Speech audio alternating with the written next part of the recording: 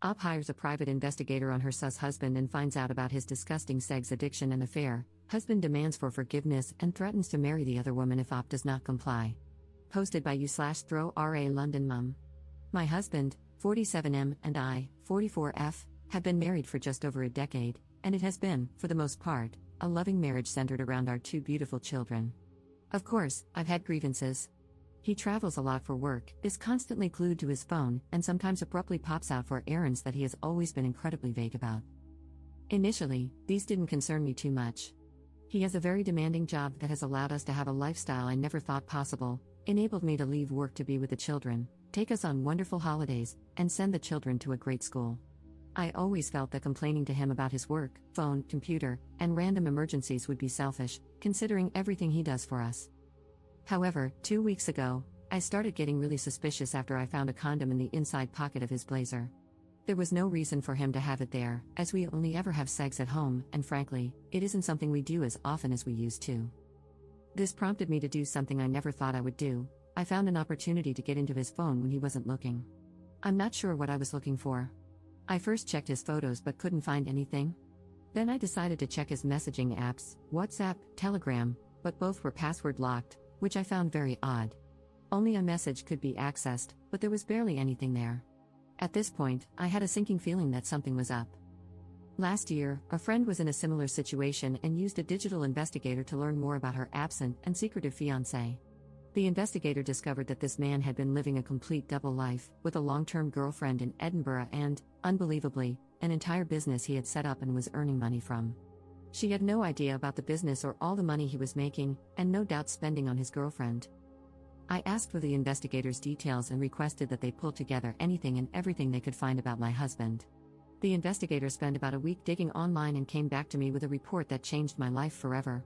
I got a call from the investigator, warning me that my husband's report would be a very difficult read and that I should open it in private at a time when I would be able to process it fully.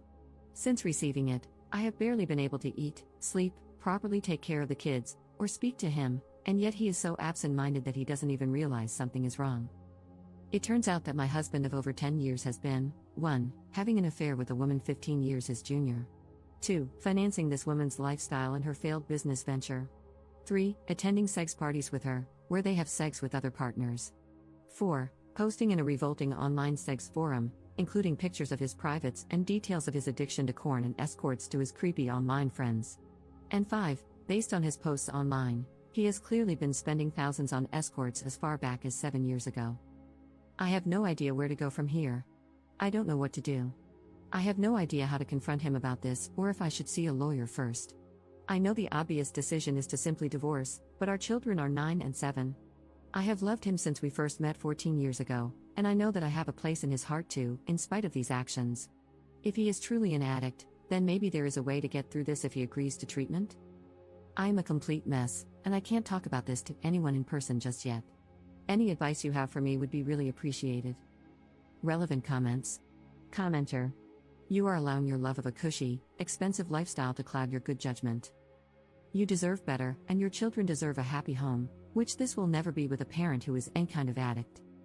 You will lose respect for yourself if you stay. Your peace of mind will have been sold for 20 pieces of Gucci. Get through the holidays any way you can. If your husband becomes suspicious, blame it on holiday stress. Give your kids one last nice holiday season. Right after the first of the year, call a few divorce attorneys and interview them. Bring the investigative reports. Hire the one with whom you click the best. Follow your attorney's advice to the letter. They're an expert, that's why you hired them. Don't listen to family, friends, or strangers on the internet. Get yourself into individual therapy to help you deal with the betrayal. Have your children see a child therapist to assess whether they need ongoing care. Be kind to yourself. You've only just found out about a massive betrayal. You didn't know, but now that you do, you're taking proactive steps to defend and care for yourself and your children. Your husband is on his own. He can get into therapy or not, it's not your problem, and don't take it on as one. Your plate will be plentiful with your business and that of your 2 children. Wishing you and your children a peaceful and joy-filled 2025 as you move together into a new life. Ops response. Thank you so much for this comment. This was one of the most useful ones I have gotten, and I truly took it to heart. I have yet to get into therapy, as I simply haven't had time for it yet, but I am planning to the moment things start to slow down a bit. Update 6 weeks later. This is an update to my original post from around a month ago. Firstly, I'd just like to thank almost every single one of you who has commented to offer me advice or messaged me privately. I took a lot of advice on board, especially from a legal standpoint, and this has proven to be of great benefit. I apologize for my long absence and lack of replies. I hope the update below explains it. I chose to wait until after New Year's as I did not want to rob the children of one last Christmas and New Year's holiday as a family. In the meantime, I researched solicitors and sought recommendations from trusted friends. Rather humiliatingly, after much urging on this website, I also scheduled and went through with an STI test. It was horrifically embarrassing, but I am relieved to say that it came back negative. I don't know how I could have coped if he had gotten me sick because of his revolting actions. He made my job incredibly easy by flying out for a work trip, not that anything he says could ever be trusted, on the 2nd, and I immediately got the ball rolling, met with the solicitor, packed up all of his belongings into 6 suitcases, had the locks changed, and spoke to a child psychologist to work out the best way to explain things to the kids, who are far too young to understand the full picture, of course. Fast forward to a week later, and upon his return, I, having made sure the children were picked up by my mother after school, greeted him with a hallway full of suitcases and divorce papers. I had printed out the report in full and started walking him through it before he broke down in tears. It was a compulsion, he was unbelievably stressed, and if I left him, he would have no choice but to marry the other woman, whereas he would end it immediately if I took him back. This last part was truly the nail in the coffin. I don't think he even realized just how manipulative a comment that was. After hours of back and forth and his groveling, he gave up. He was left at the bottom of the stairs in the entrance to our home with his suitcases, waiting for a cab to take him to God knows where.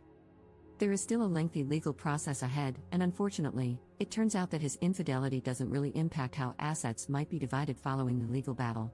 However, I'm confident that my solicitor will get the outcome I need to keep the house and live independently. In terms of the children, I would rather not discuss them to maintain privacy, but it has been an incredibly difficult adjustment, and sometimes I do feel guilty.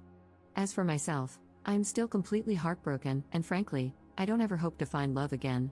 I just don't think I can quite trust like that anymore.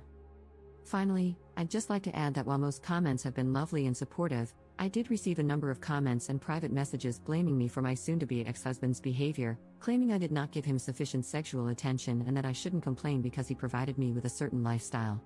Firstly, these comments are awful and betray a repulsive worldview regarding sex, intimacy, and marriage.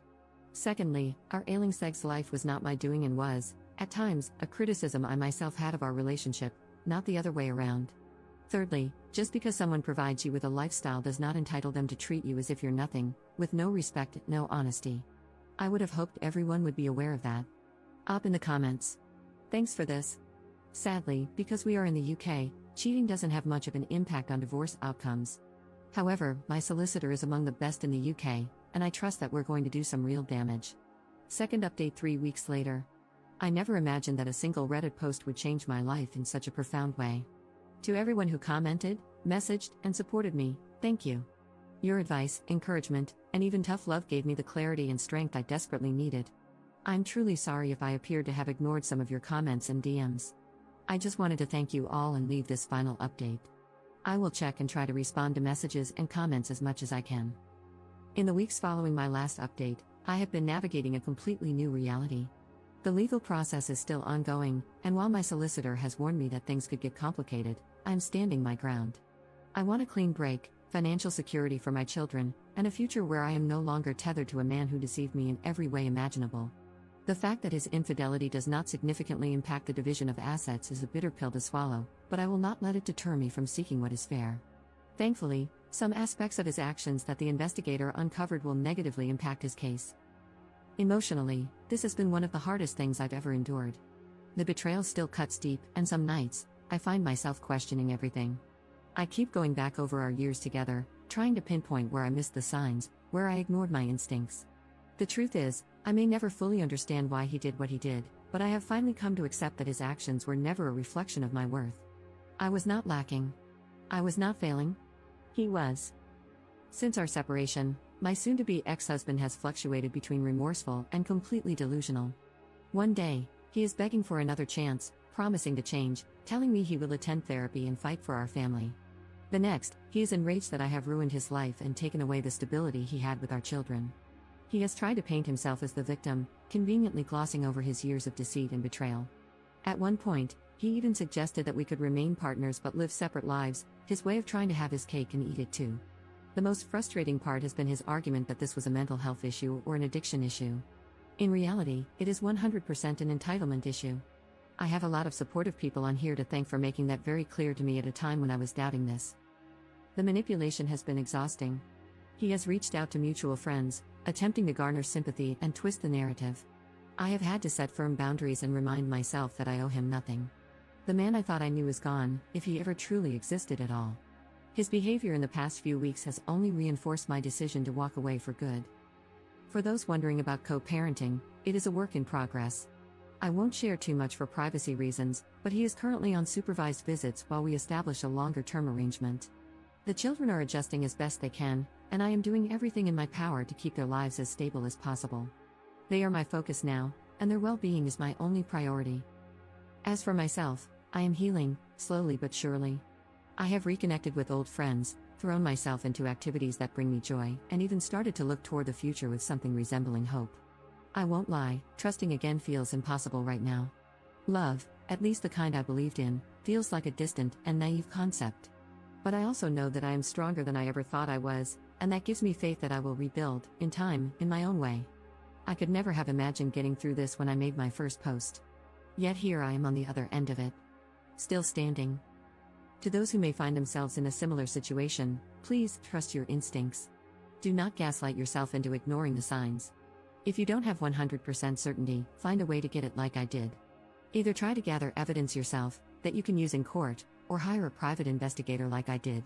And most importantly, remember that betrayal does not define you, how you rise from it does. This is my final update. I'm closing this chapter of my life for good. Thank you all, truly, for being part of my journey. Relevant comments. Commenter. I remember your previous post. Did he cut off the other woman? Ops response. I have no idea what is happening with that. Her social media posts have stopped suddenly, so perhaps he is no longer supporting her lifestyle?